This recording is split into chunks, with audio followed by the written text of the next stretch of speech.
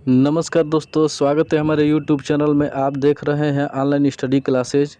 पिछली क्लास में आपको बताए थे कि चंद्रगुप्त मौर्य धनानंद को किस प्रकार से मार करके मगध पर मौर्य वंश की स्थापना करते हैं और अंतिम समय में जैन धर्म को अपना करके अपना सारा राज्य अपने पुत्र बिंदुसार को सौंप देते हैं और जैन भिक्षुक भद्रबाहु के साथ कर्नाटक के श्रवणबेलगोला में जा करके वहाँ पे 298 ईसा पूर्व में संलेखना विधि द्वारा अपना प्राण त्याग देते हैं। आज की क्लास में पढ़ेंगे दोस्तों कि चंद्रगुप्त मौर्य के बाद उनका पुत्र मगध को बिंदुसार जो है मगध को किस प्रकार से रक्षा करता है, मगध पर कैसे शासन करता है, आज की क्लास में पढ़ेंगे दोस्तों। आइए दोस्तों पढ़ते हैं बिंदुसार के बारे में। बिंदुसार के तो कई नाम हैं दोस्तों, जैसे बिंदुपाल, भद्रसार, ये सब बिंदुसार के नाम हैं। लेकिन दो नाम जो है बहुत ही महत्वपूर्ण है। एक है अमित्रघात, बहुत ही मोस्ट इम्पोर्टेंट है अमित्रघात, ये उपाधि में नाम मिली रहती है। और दूसरा है जैन धर्म के अनुसार बिंदुसार का नाम रहता है सिंहसेन। क्या नाम रहता है? सिंहसेन। ये दो नाम बहुत ही महत्वपूर्ण है परीक्षा की दृष्टि से। बिंदुसार के पिता का नाम चंद्रगुप्त मौर्य है और माता की बात किया जाए तो चंद्रगुप्त मौर्य जो है इनके पिता की दो पत्नियां थी, एक थी दुर्धरा और दूसरा थी हेलन। तो किस पत्नी के बेटे थे बिंदुसार? बिंदुसार जो है दुर्धरा के बेटे थे। जी हाँ दोस्तों, बिंदुसार के माता का नाम दुर्धरा रहता है। वैसे तो बिंदुसार कई रानियां पटरानियां रखा था जिससे बहुत सारे पुत्र उत्पन्न हुए, लेकिन इनके बिंदुसार के दो पुत्र बहुत ही महत्वपूर्ण हैं इतिहास में। एक है सुसीम जो बिंदुसार के बड़ा बेटा था और दूसरा है अशोक। अशोक जो है सुसीम से छोटा था। तो आपको बता दें दोस्तों, इनके पिता यानी बिंदुसार के पिता चंद्रगुप्त मौर्य वो भी बहुत ही महान थे और इनके पुत्र अशोक वो भी बहुत महान थे, लेकिन बिंदुसार के इतिहास में अपनी खुद की पहचान नहीं थे।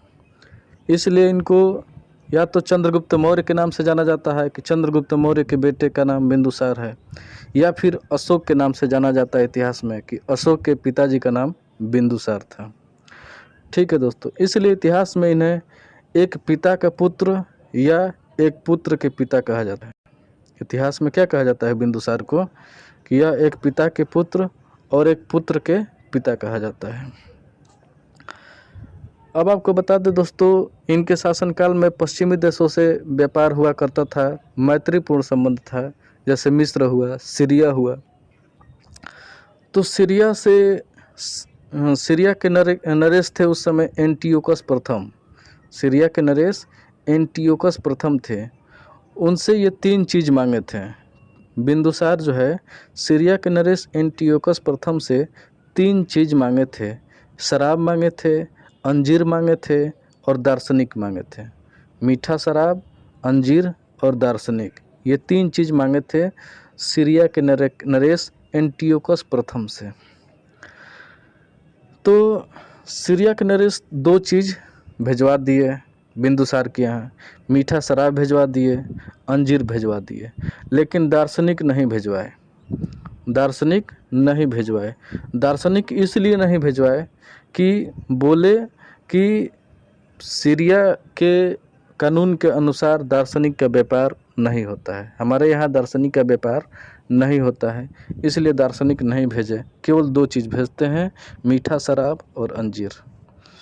सीरिया के नरेश जो है एंटियोकस प्रथम अपना एक राजदूत भी भेजते हैं बिंदुसार के राज दरबार में, जिसका नाम था डाइमेकस।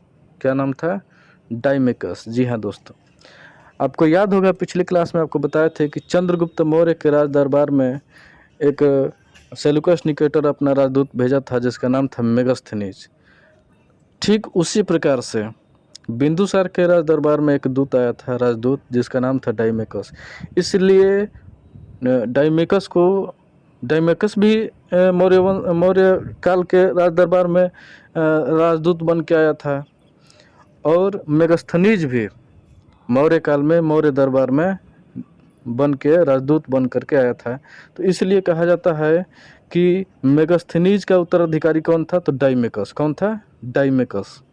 मेगास्थनीज का उत्तराधिकारी कौन बना? डाइमिकस, क्योंकि ये दोनों जो है राजदूत थे। अब ये क्या करता है बिंदुसार कि अपने राज्य क्षेत्र में कश्मीर भी रहता है, अवंती रहता है। आपको पूरा अखंड भारत उस समय चंद्रगुप्त मौर्य बना करके दिए थे बिंदुसार को, पूरा अखंड भारत ही, बंगाल से लेकर के जो है अफगानिस्तान तक, पाकिस्तान, अफगानिस्तान, यहाँ तक पूरा जो है भारत ही था, मगध ही था उस समय। तो कश्मीर के राज्यपाल नियुक्त करते हैं सुसीम को, अपने बड़े बेटे सुसीम को कश्मीर के राज्यपाल नियुक्त करते हैं। और अवंती के राज्यपाल जो है अशोक को बनाते हैं। ठीक है, अपने 2 बेटों को राज्यपाल बनाते हैं, एक कश्मीर के राज्यपाल सुसीम को और अवंती के राज्यपाल अशोक को बनाते हैं। फिर कुछ समय बाद क्या होता है कि कश्मीरियों ने विद्रोह कर देता है। कश्मीरियों ने विद्रोह कर देते हैं, कहाँ पे?